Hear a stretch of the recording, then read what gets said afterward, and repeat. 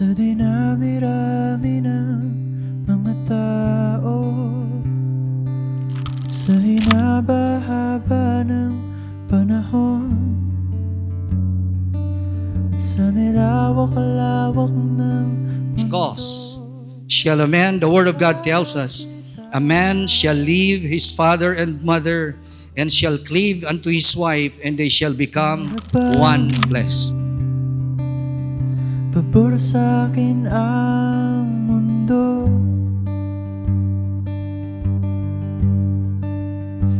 mula nang ika'y makapiling ko.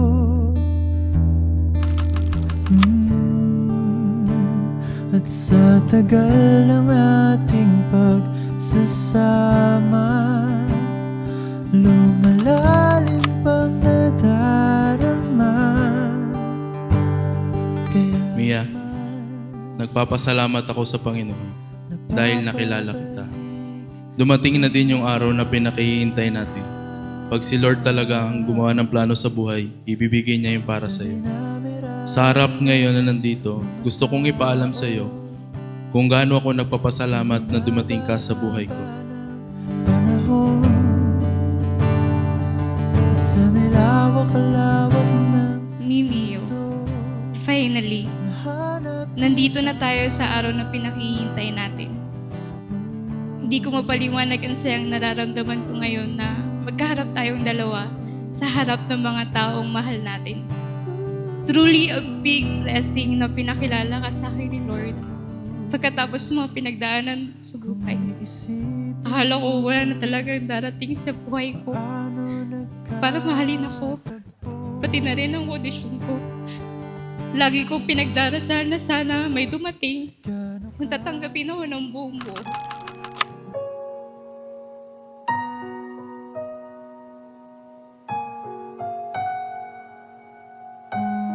kahit san man maparating, hanap pa rin ay iyong lambing. At kahit ano man ang mangyari, sa'yo pa rin uuwi.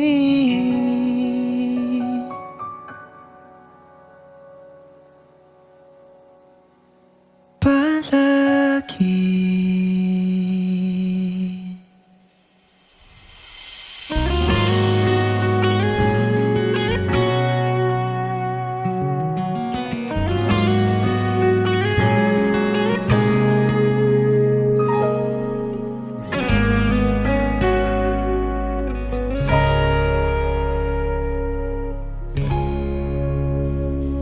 Di man araw-araw na nakangiti,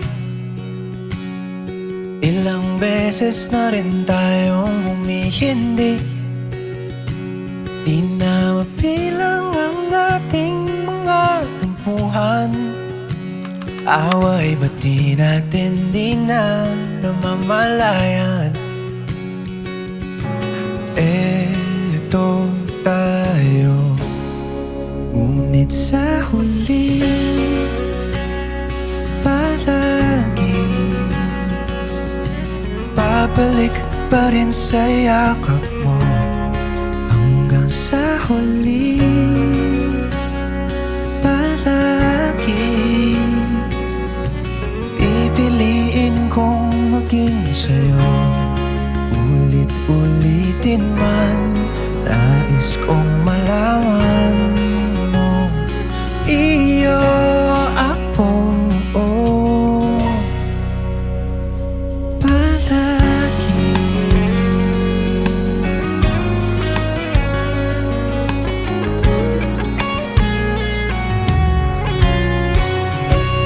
Kung balikan man ang hirap, luhat lahat, ikaw ang paborito kong desisyon na. Pag napaligiran ng ingay at ng gulo, di ko papapalit ngiti mo sa mundo. Oh, eto tayo. Sa huli,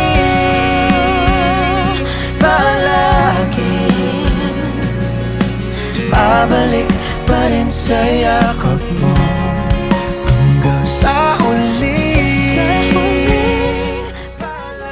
Noon hindi ko nga na, hindi ko nga na, napansin.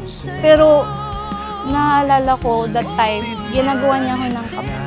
Every morning, papasok ako, kukunin niya yung tasa ko, biglang mag-uunahan na kukuha ng kape, tapos lalagyan niya kagad na mainit at tubig. Then, all of a sudden, habang nagtatrabaho ako, may kape na ako. So, every morning, every day niya ginagawa yun. Itipalan niya ako ng kape. So, doon nag-start yung gestures niya. Siguro nung time na bigla siya nag-bloom ng actions niya nung nag-team building kami. Ayoko sana pumunta kaso sabi niya, punta ka. Tapos sabi ko sa kanya, wala, parang ayoko pumunta. Tapos sabi niya, ano ba kailangan mo? So, sabi niya sa akin, bibigay ko sa'yo basta pumunta ka sa team building.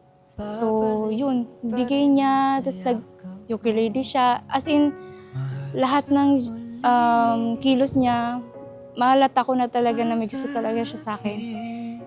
Then, nung gabi, doon na siguro nag-bloom yung feelings ko din sa kanya nung kinantahan niya ako.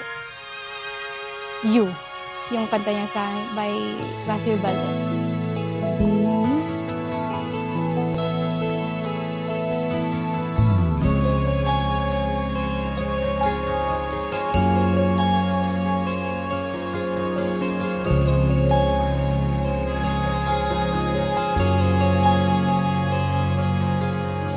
Give me hope, the strength, the will to keep on. Feel this way, Kiara! and only you. Maris! Si Maris! Ay, ito Ina! Turn the tide Ivy!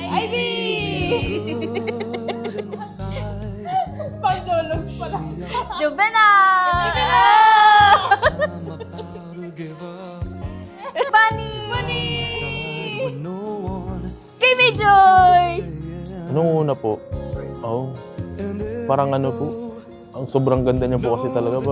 Paano po kasi siya, palangiti siya. Palatawa, parang nabighani po talaga ako. Ano po ba, love at first sight po ba, kumbaga.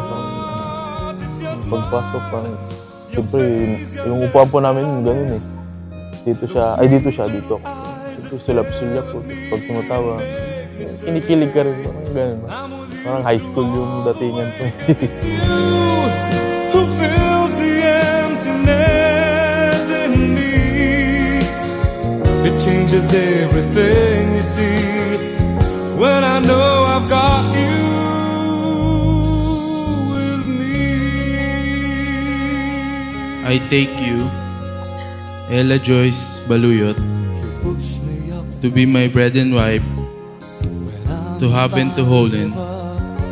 From this day on, side when no for better, seems to for worse, for richer, for poorer, in sickness and in health, to love and cherish till death do us part. I, Ella Joyce Baluyot, take you, Lawrence Vergel Pentecostes, to be my wedded husband,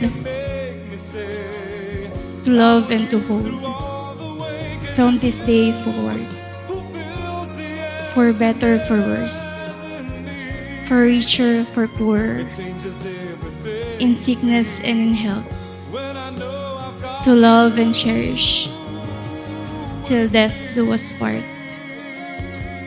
according to God's holy law. I give you my sincere promise. It's your smile, your face, your lips that I miss. Those sweet little eyes that stare at me and make me say, I'm with you through all the way. 'Cause it's you who fills the emptiness in me. It changes everything. Pumasok na kayo ngayon sa panibagong yugto ng buhay. Lagi kong sinasabi sa inyo, di ba, pagka may alitan kayo, may hindi na pagkakasunduan, yung isa sa inyo magpakumbaba.